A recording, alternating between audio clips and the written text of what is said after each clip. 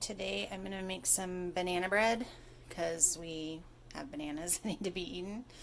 And I'm going to use einkorn flour. This should be a good recipe for the einkorn flour because you don't really overmix a quick bread like this.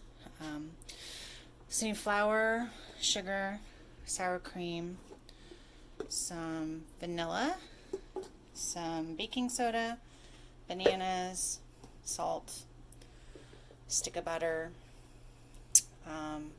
2 eggs, and cinnamon. So let's get started. First thing is I'm going to soften this butter because it's entirely way too hard. I just took it out of the fridge. Alright, so I have the butter mostly melted, and then I'm going to mash the bananas in there with the butter. Then I'm going to add the eggs and I'm going to whip it all together.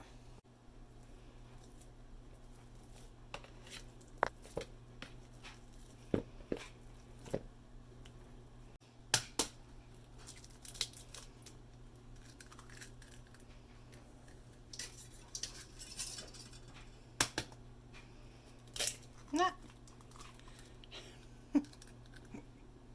Don't do what I do.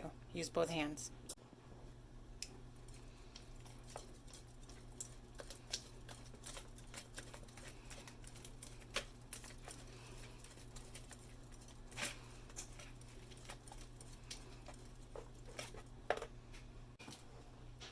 Have 1 cup sugar. Right in. And whisk this together until it's nice and fluffy. I have a 1/2 cup of sour cream that I'm going to put in there, basically the rest of the tub that I had. It's just a little bit under probably, but it'll be alright because I added an extra banana.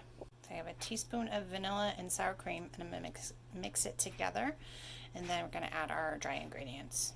So in my sifter I have 1.5 cups of flour, a teaspoon of baking soda, a 1/2 teaspoon of salt, and a teaspoon of cinnamon.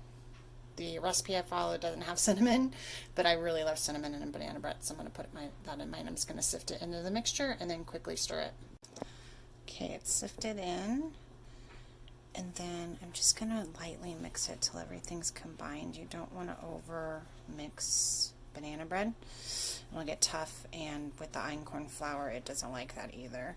So I'm just going to mix it until everything comes together for me. Okay, that's what it looks like once you mix it. I got some chunks of bananas and stuff, which will be really good. Okay, here it is in the loaf pan. I'm going to sprinkle about a 1/2 teaspoon of sugar around the top and about a 1/2 teaspoon of cinnamon, just to make it a little bit crystally on the top when I take it out. I'm just going to take a knife. I'm going to get the cinnamon mixed into the top there, just so it doesn't burn when I'm cooking it. And here is the finished banana bread. I cooked it until it was an internal temperature of about 200, and I'm going to let it cool completely before I cut into it. It smells so good in here. Can't wait to eat it. And this is the finished product with, of course, lots of butter. It was amazingly delicious. Thanks for watching this episode. I hope you enjoyed the recipe. I will include the recipe below in case you want to try this at home. Again, I added cinnamon and an extra banana, and I cooked it for about 50 minutes.